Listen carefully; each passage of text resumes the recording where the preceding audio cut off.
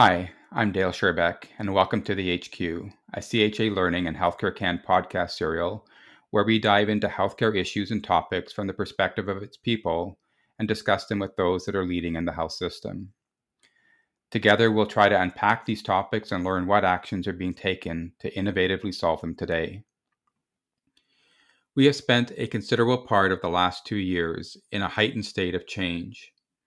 Indeed, surely one of the finalists for most used pandemic words must be pivot, and rightly so, as we have been doing just that on what seems like a near monthly basis as new information and events come into focus.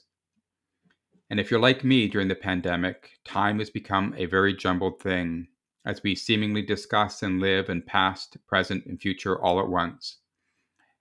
As we use information from the past to predict the future, so that we can make decisions and take action here in the present.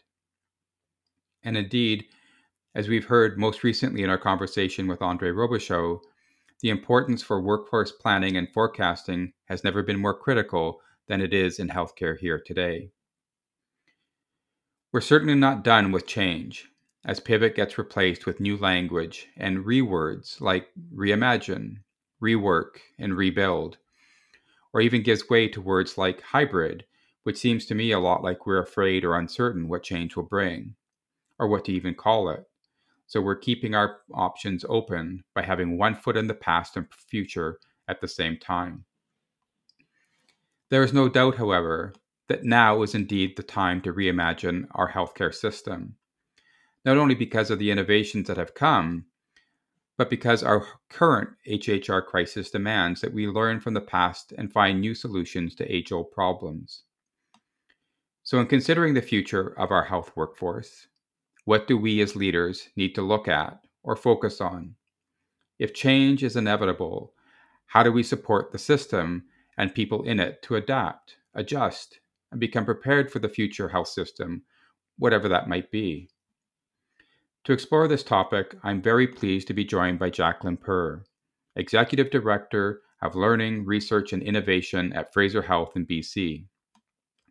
Jacqueline's current role sees her leading the vision, developing the strategy, and ensuring the planning, coordination, integration, operation, and evaluation of Fraser Health's Learning, Research, and Innovation program, including the co-creation with Simon Fraser University and the First Nations Health Authority of a new medical school. She ensures efforts are focused on capitalizing and expanding on post-COVID-19 opportunities, aligning to the future of work, and innovative approaches to virtual health programs, research, and learning. A key strategy in this role is ensuring a strong focus on health human resource planning and innovation, and the ways to retain our highly valuable and sought-after clinical workforce across the organization. So hi, Jacqueline, and welcome to the HQ. Hi, Dale. Good morning. Thanks so much for having me. I'm excited to be here. Yeah, I'm excited to have this conversation. It's nice to see you again. So I know there's much more I could say about you and your career. So maybe before we start talking about the future, perhaps we could start with your own past and how it prepared you for your present role. Yeah, I probably have not had the traditional nurse leader trajectory in my career. I've bounced around between clinical and the corporate side of the organizations.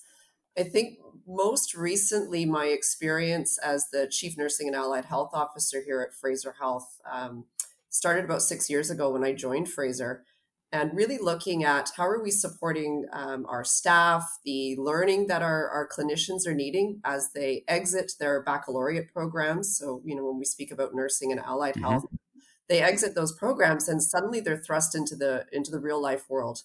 And it's a struggle. That transition is difficult for a lot of our clinicians. So we were doing a lot of work within the portfolio around how do we support some of the mentorship, the novice to expert transition that happens. And then we ran into this little thing called COVID-19 and a 2-year pandemic, where we saw, as I think past co-hosts or past folks you've had on the podcast have highlighted, we saw a workforce that was already getting stretched very thin. And now we were coupled on with all of COVID, and our resiliency and our ability to continue to manage in ambiguity, high levels of uncertainty and anxiety was putting a lot of pressure on our teams. And part of what I needed to do was figure out how do we ensure that we've got the workforce that is going to be able to support whatever the pandemic's going to bring, because we didn't know. And that really started a lot of different conversations, not only in Fraser Health, but I think, in British Columbia, but across the country and nationally. What is our health workforce needing? What is it going to look like?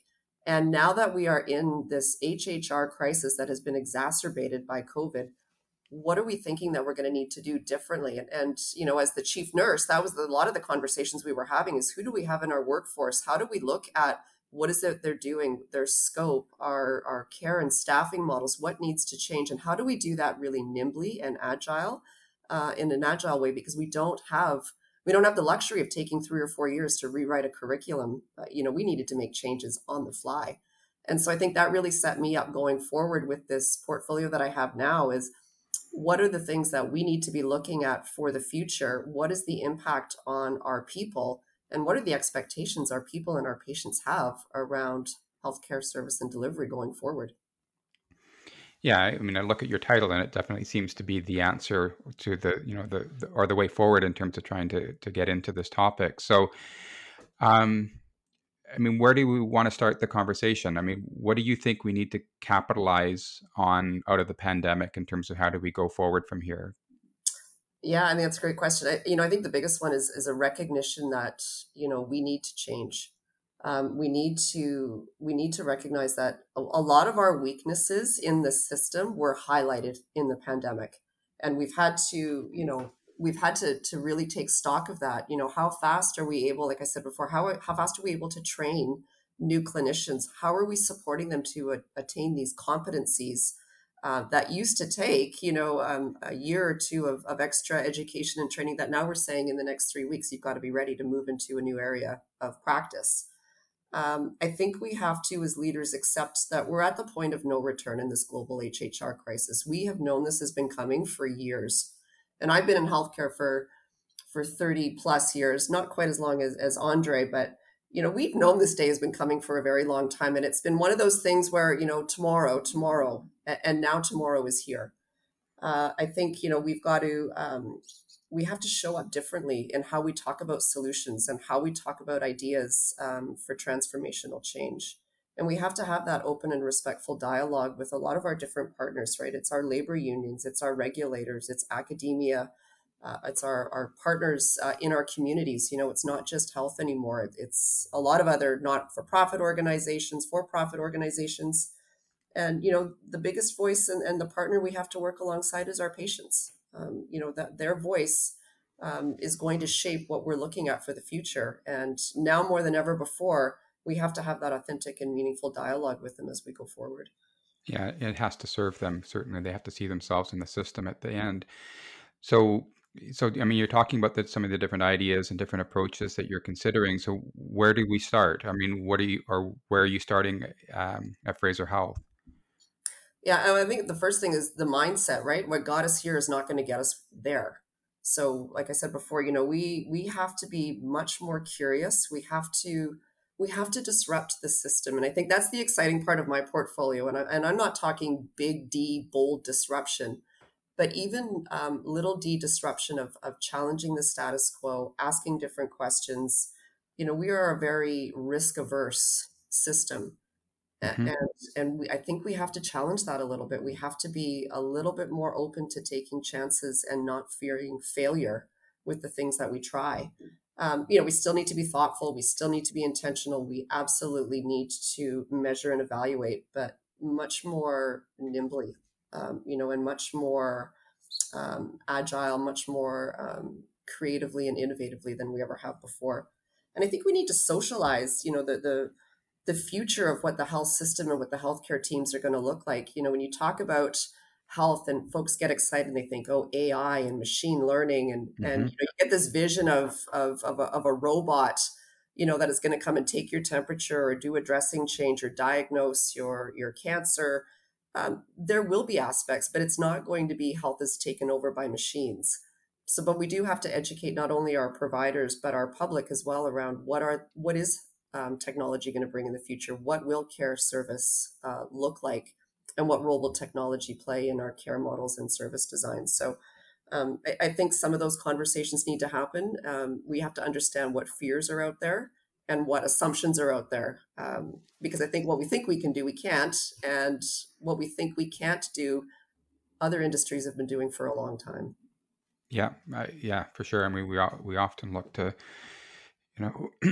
banking or other kinds of systems in terms of how they use information, and wonder why we can't do more of that in healthcare. But I mean, what do you think is the future in terms of that? And coming back to those fears, what is the fear in terms of considering it or adopting it, or why haven't we done it before?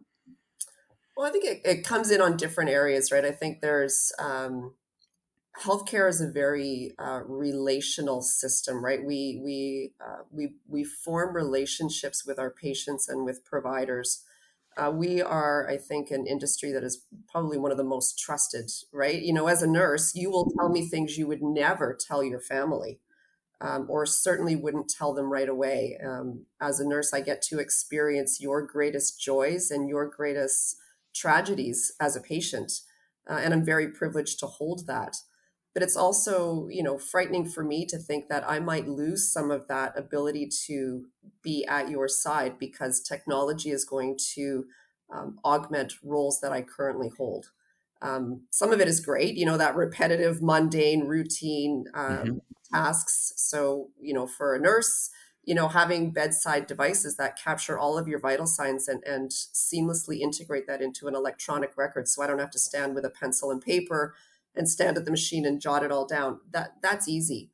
But when it comes to you know, things like predictive analytics, or where we might be, you know, looking at diagnosing through AI, you know, are patients comfortable with that? Do they know that this diagnosis wasn't made by their orthopedic specialist, but was actually made through machine learning that has gone through and combed through all kinds of data about you and has said this is likely what Dale is struggling with or suffers from, and here's the treatment plan.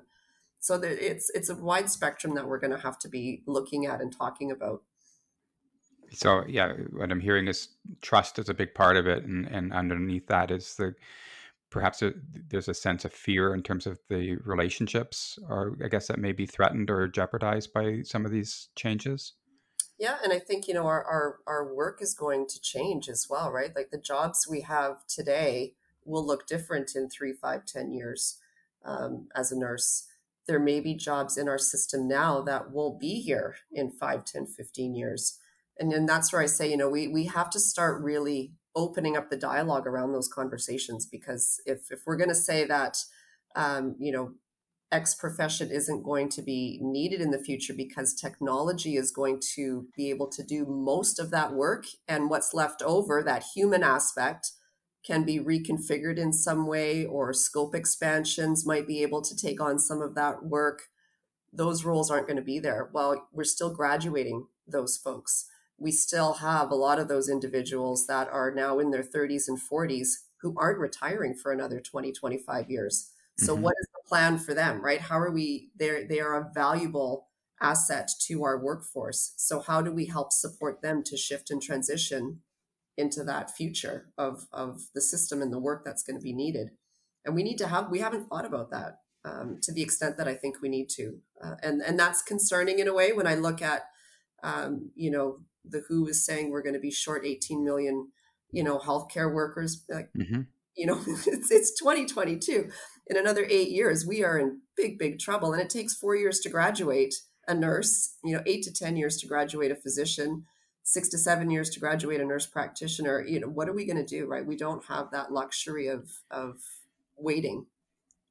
Yeah. So I mean, I think, I guess as part of what you're describing is like considering like the manufacturing industry, what it went through 20 years ago or something, right? Was different kinds of robots and things came onto assembly lines and things like that, and the people were concerned that they were going to lose their jobs, but it was important to productivity and even standardization of the production itself.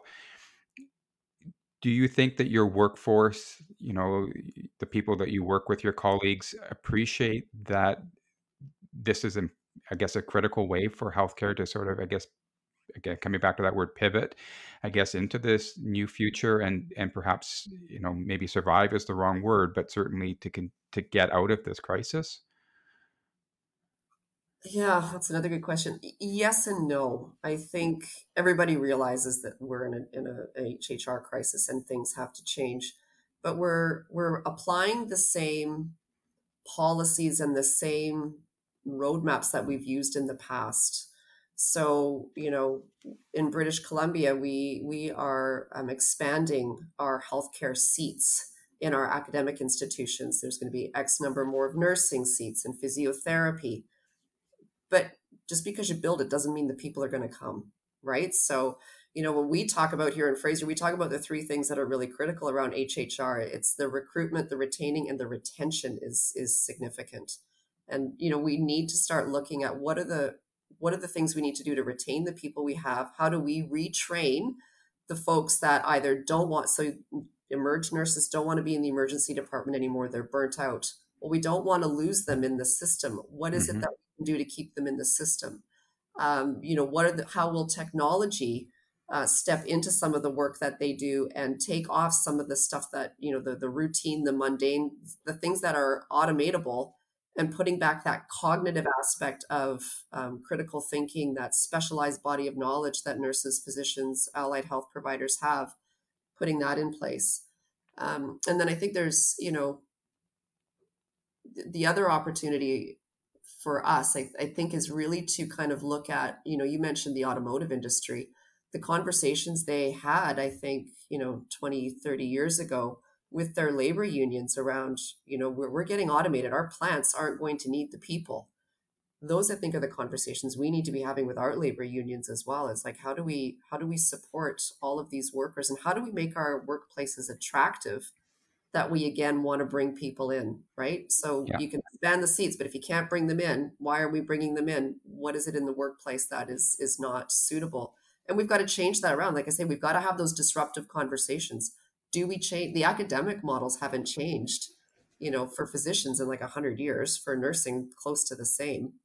We have to, I think, look at how do we train people, how do we provide education? What do preceptorships, residencies, fellowships look like? And what are the learning opportunities that these clinicians need? And I think fundamentally, our whole system, does our system need a shakeup? I would argue yes. I think, the primary care, there's so much work we can do in that space, but it's a lot of difficult conversations around legislation, billing, regulation, scope of practice. But I think those conversations need to happen. And it has to happen with academia as well, right? They're going to need to change accreditation of health systems. Schools and faculty will also need to be looked at. Yeah, I guess the thing that's different from the manufacturing, the automotive industry, as you're talking, is the changes, I guess, was threatening layoffs and people sort of ability to make ends meet. I don't think that's what healthcare is contemplating. Is getting rid of people. It's a lack of people, and it's how to maybe not stretch people further, but certainly to utilize them in conjunction with systems and um, computers and AI and other kinds of technological advancements to sort of expand the services that we provide through our health system. Well, and help them, right? Like I said, yeah, we're not, we're never going to be in a part where we're laying off staff. But I think, how do we support, and labor unions are going to be, a critical partner in this. How do we support their members, our staff, our colleagues in that time of change and ambiguity? Did you grow up your whole life wanting to be a radiology technician or a radiologist? You've been doing it for 5 or 6 years, and we're seeing that change already. So how are we helping them? Like, what is it that you need in terms of upskilling? What are your career goals? What are the supports? What is it that you are worried about when we say your job is changing? What do they hear? You don't need me anymore. I'm not valued. That's not the message that needs to be sent. And that's why I think it's so important that we're working hand in hand with our unions to be able to frame and support and continually message and help transition when those workforces are going to change. How are we supporting that to be successful? Most importantly, on that provider, and then for the patients that are in their care, right, that they're interacting with every day. So Have you started those conversations already? we haven't, that I know of. I mean, I think, right now, I think the resiliency is quite low. I think people are Hmm. just the scuba gear that been wearing for the last 2 years isn't even helping anymore. We're getting into deep dive suits now. The resiliency is not there. And I think we're also, at least in British Columbia, we're moving into a collective bargaining cycle. So, there's a lot of things that we knew going into collective bargaining from the last round that would come up this year. But I think that, like as I said before, the pandemic highlighted a lot of opportunities for us to really look at workplaces and how we do the work that we do. And I think that's going to be a big focus, and rightly so. Their attention is turned to that right now. But I think going forward, once that's done, that's the conversations we need to start having. And those frameworks around our HHR planning, what is it looking like 10, 15 years out? What happens if we were to add technology to this particular sector? What happens if we were to change the education model in that particular sector? What happens when? Those kind of scenario modeling we need to start doing, and having all of those folks at the table to talk about what are the impacts, what are the challenges, and what are the opportunities that are in front of us that we can capitalize on. So maybe talk to me a little bit about your planning process, I guess, going forward in terms of this, and what are you considering, and more specifically, I guess, what are you planning for today, in terms of setting things up for tomorrow? Well, I think there's like at a lot of different levels. So I mean, certainly nationally, Healthcare Can, where you guys are looking at a lot of different, 4 different pillars, and HHR is certainly one of them. And across the country, everybody is looking at that. Certainly here in Fraser Health and in the province of BC, we are really looking at our partnerships with our post-secondaries. Hmm. So looking at how are we supporting, so for nursing, for example, how are we supporting nurses to enter into practice? So we're looking at internationally educated nurses. What are the barriers that they face to get licensure here in Canada and in British Columbia, and what can we do about that? We are looking at LPN to licensed practical nursing to registered nursing bridging programs. How Hmm. are we supporting what that looks like? What are the opportunities we have with team-based care, so that actually people are starting to have a stronger understanding of what is the scope of practice of the person they're sitting next to every day in the care team. We are looking at in-house career development and clinical laddering. So we had to do a lot of that during the pandemic. So really expanding on some of that so that we're not strictly bound to the academic semester intake of September to April, Yeah. but we are able to augment that with going through the summer, weekends, evenings, shorter cycles, working with our academic partners to move away from placement of nursing and allied and hopefully soon physicians, always in an acute system, but really looking at what are the learning outcomes that they need and where are there other opportunities, i.e. primary care, that they can be learning and consolidating skills, building their body of knowledge, recognizing that I think personally a big shift in the years to come is going to be away from this specialist acute in hospital, work you up, Hmm. you out somebody new, to really focusing on more fulsome primary care. And you dip in and out of acute when you need to, but if you're a healthy individual with a chronic disease, you won't ever see the inside of a hospital for any kind of testing or any kind of specialist follow-up, because a lot of that is rules-based medicine now. Nurse practitioners are taking a lot of this on. Nurses are taking a lot of it on. Advanced physiotherapy can take a lot of that on. So I think there's going to be some significant shifts, and we're having those conversations to see what is possible out there. And scope of practice will be a big one, and has been for us, leveraging out of that pandemic. Certainly with our licensed practical nurses, we're really working hard there. And is that something that you're doing, I guess, within Fraser Health yourselves, or is that happening in the post-secondary institutions in terms of preparing them, or both? Both. I think, sometimes we will come out ahead with an idea and approach the post secondaries, and oftentimes they will come to us with an idea, and we will work with them. So we've been very fortunate. Our post secondary partners are fantastic, and there's nothing that we say to them that they say no to.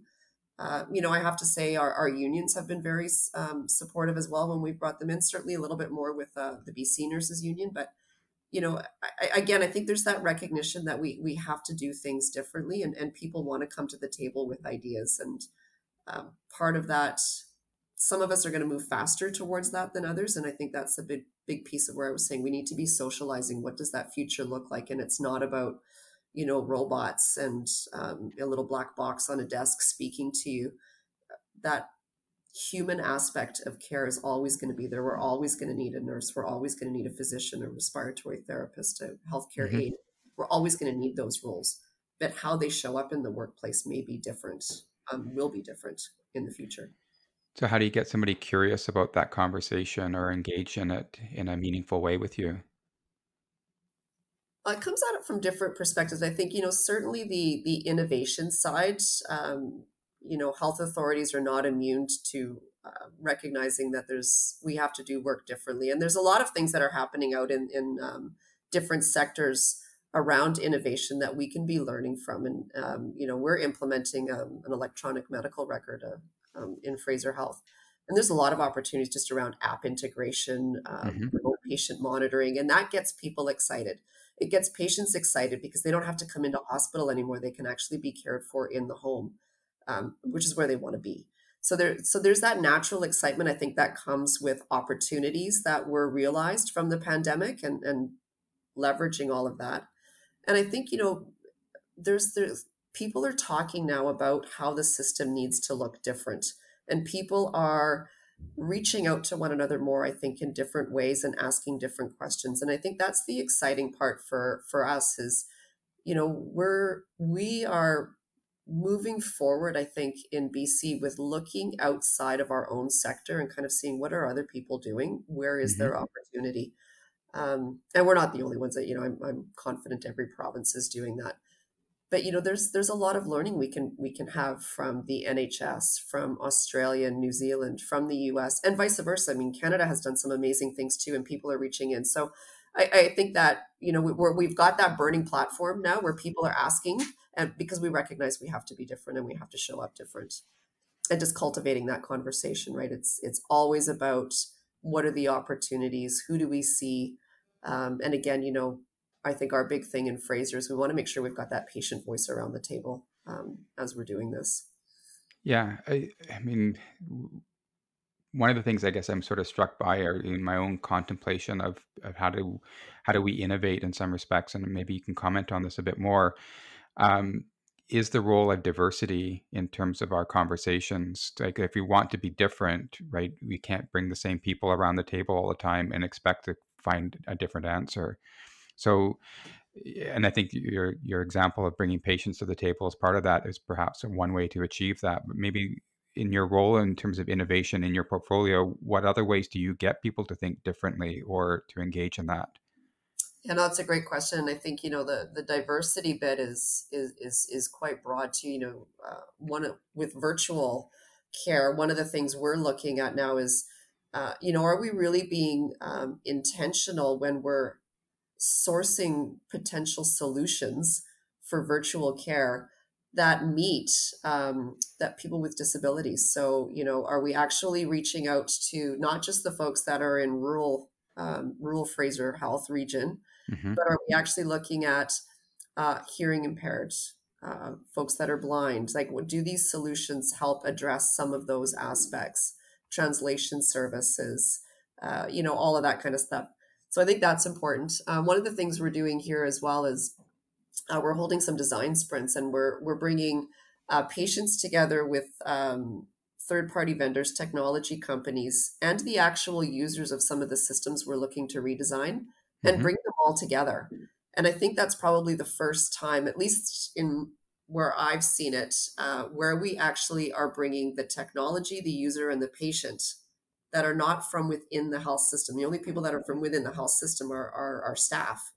Our patients try to access in, the tech vendors don't work for us. So we're all coming together, and we're going to have conversations for a few days about what is it that we're looking to redesign, and what aspects and perspectives do people bring, what are the values they hold about the technology, about the service provision. And I think that's really exciting because, you start getting groups like that come together, that starts to fan out and spread out.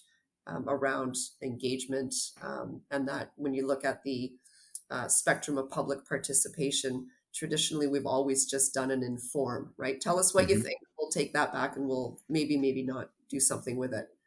But we really need to get to the point where we're doing a lot more collaborating and ideally empowering patients to drive the system needs for what they want and how the system provides that. Yeah, and what I'm hearing from you is to be intentional about it, I guess, in terms of creating those spaces for people to collaborate. Um, and yeah, I mean, what is, I guess, what have you seen or heard? Have you done it yet so far? Or No, we're doing it at the end of April, beginning of May, which is exciting. But we have done, we do patient engagement. All health authorities do, Mhm. I think certainly, we've got some great stellar examples across Canada of how to do patient engagement right.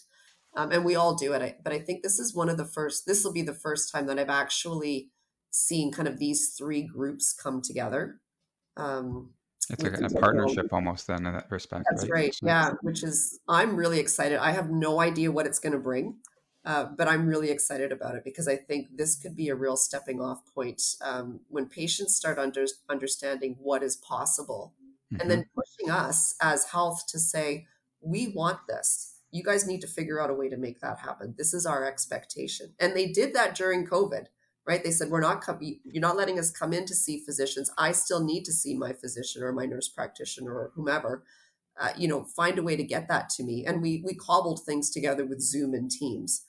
But even that's evolving as we speak today, right? That technology and that ability to connect with our providers is changing. So it's going to happen. And I think that's the exciting part is not knowing what's going to happen tomorrow Yeah. gets me out of bed today. Yeah, well, I think it's recognizing also that patients aren't, just lay people who don't know anything, right? They are leaders in their own rights in their day jobs and their other parts of their lives. They can be entrepreneurs or leaders or, inventors, right? And so they bring that knowledge and experience, I think, to the table in a diverse industry, and it helps inform us, I guess, to stimulate those sort of thoughts. Um, and I'm also, I guess, thinking that, like, partly what you're doing, if I'm maybe, well, let me know if it's accurate, but it's again being intentional in terms of that research and development sort of side of things, and I suspect that a lot of healthcare has lost that over the years of leaning out our systems and becoming cost conscious, right? The and even to your discussion at the very outset about being risk averse, right? Taking chances, and in a true R&D environment, right? You try things, you fail, but it's the one that you do succeed at that sort of leads you forward. So, is there an element to what you're doing here in that sort of sits with that, or what do you think? Oh, for sure. I think one of the big things that we're having to, it's kind of a leftover from my old role, but it's the redesign of care teams and care models and staffing. And we're doing things that we're generating that new evidence, that new knowledge in an industry where everyone will say, well, what we need to do needs to be evidence based, and we need to know it's safe for patients. But we're doing that because somebody actually stepped out of the box and tried something, contributed to new knowledge. We've refined it, we've practiced it, and now it's evidence based. So we need to be stepping out a lot more into that space of try something, right? Try and be okay to fail. Obviously, we still need to have all of the parameters in, but that rigor around evaluation of what we're doing and linking it to research. I think that's been a gap. I would agree with you. And that's certainly something that what I really like about this blend of the portfolio that I have is everything I do. I've got the research team who's sitting right there saying, yes, and Hmm. yes, and we'll do this, and yes, and we'll measure that way, and yes, and here are people who can partner, and yes, and here's the literature we already know. So it's just fantastic, right? I think I'm truly, truly blessed to have such a great portfolio. We cannot do this without the rigor behind it, and no one would want to. We would never put patients at risk in any way. But there are ways we can approach it and take a little bit more risk and put all those parameters around. And and when you ask patients have to consent to try a new procedure. They Hmm. have to consent to be part of a clinical trial. And my experience hasn't been where patients say absolutely not. It might make me, it's faster, it's more effective, the prosthetic will last longer. No, I don't want to try that. A lot of people will say yes, I want to be part of this. And that's how we need to move forward, right? It's and with care models, it's the same thing. We've always looked at, I think, medication technology. Now we're getting into some of the the more gray space. Do you need to have is critical care nursing a one-to-one primary model, or are there ways that we can change that? If so, in what areas is it effective? How do we ensure patient safety? How do we ensure good communication among the providers? Like, all of that has to be worked out, and somebody has to step out and try it. So I think that's where a lot of us are at, especially in the bigger organizations where we've got that ability to kind of have our own little mini control groups between these tertiary quaternary centers and our community hospitals. Where is that space that we can make some of these changes? Yeah, and it's an uncomfortable space. I mean, I think many managers and leaders have probably seen this, but where staff have been going through a crisis or a need of some respect, right? And the opportunity to sort of to find your way through that means doing something different. And there's a reluctance to sort of engage in that because of the what if sort of possibilities. But I do think you're definitely moving in the right track. So maybe as we sort of come to a close in terms of our conversation here today, just another question and sort of to bring this all back together and back to the intro of you at the beginning. How does this all come together in terms of your work, in terms of developing the new medical school at Simon Fraser and your partnership in that? How do you bring all these learnings and the innovations and ideas that you have in terms of building something new? Well, what's really exciting about this is the medical school was framed as being interdisciplinary, that team-based care, primary care, and really having that Indigenous focus and lens on it. And UBC School of Medicine is the only faculty of medicine in the province. Here in Ontario, you have a lot of different medical schools. And there's the Northern Ontario School of Medicine has done a similar approach. Ryerson is doing something similar Hmm. in Brampton. I think what's really exciting for me is, when we're sitting with First Nations Health Authority members and hearing about their experiences, the experiences of their communities, and the opportunities they want to put forward to share those Indigenous ways of knowing and well-being and helping, the Western practitioner is so exciting. And how do we build that in? So when we're looking at curriculum design, and we're not there yet, this is still very early stages, but when it gets down into the curriculum design, I think the opportunity for us to be really innovative and creative is right there. And we're going to be encouraged to do that because of the way this was framed, the way that this is not just, lift, shift, and repeat, but really look to transform medical education from this lens and this focus, which is different. Because right now we train, I think, physicians very much autonomous specialty provider.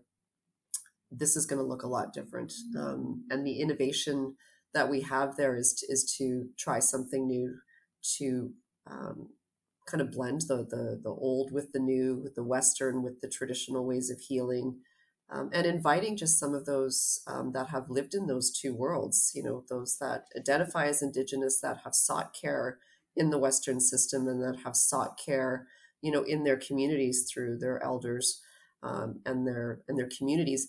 How does that look like? How does it play out? And then for us as a health authority, how do we support having some of those placements, and how do we educate our current providers so that they're able to support those students in these new ways of thinking? And I think that's really exciting when we start looking at it. And we've been very fortunate that we have we've got 140 some odd nurse practitioners now here in Fraser Health, and the majority of them practice in primary care. Hmm. And we've got great relationships with our primary care physicians, and so having them also have input into what is that placement, that mentorship, that training going to look like, is going to be important.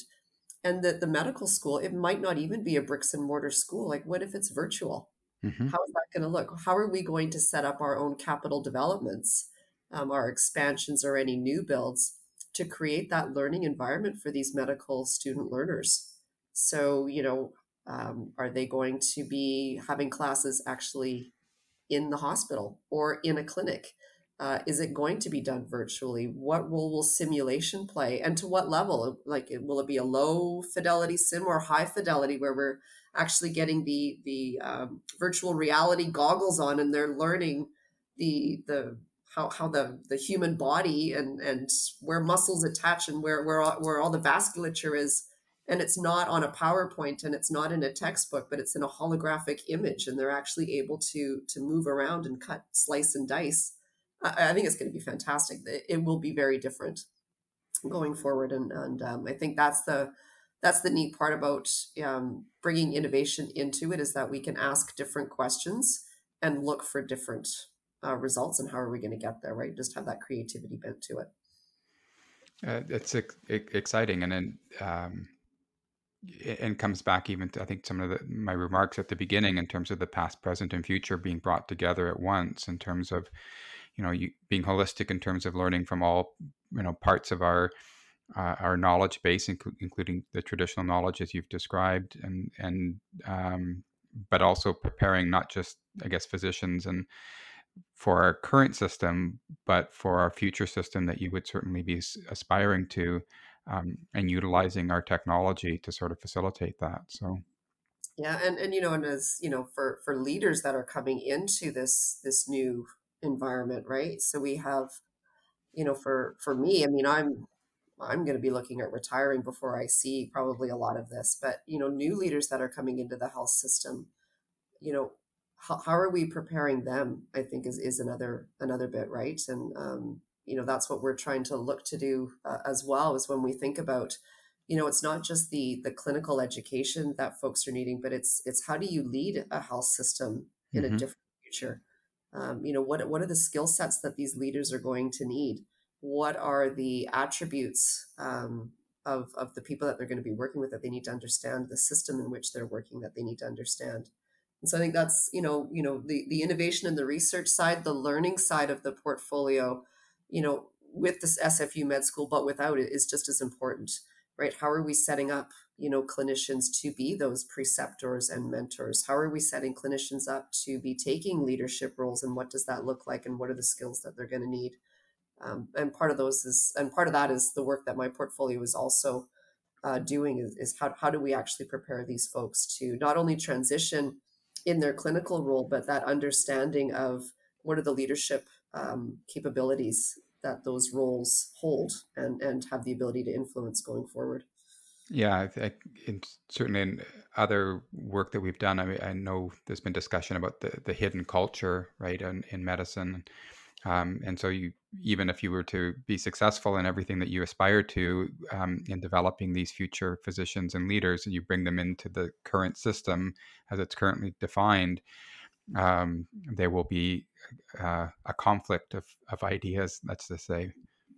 Absolutely. And there's a conflict of ideas. There's a um, you know just the for me, I remember when licensed practical nurses came into the system, and as a registered nurse, that was a threat to my whole way of being and practicing, in my identity. We're going to see a lot more of that as roles shift, as scopes of practice expand. So how are we supporting our teams with that as leaders? How are we supporting leaders to call out some of that hidden culture, as you say, right? How do we manage, and how do we have the ability to recognize our own blind spots in some Hmm. of this, and what supports do we have to move away from that? And I think the all of the work that's happened around truth and reconciliation has really made us stop and think, do we question our blind spots? Do we question what our assumptions are, and what we think we know, and what we maybe don't know? And having the courage to be vulnerable, to say, this is a space I'm not comfortable in, or I don't know about, whatever it happens to be, and getting that support to help grow and learn in that way. And I think that's part of what we need to be doing with our future leaders is it's okay to be vulnerable. It's okay to not, nobody expects you to know everything.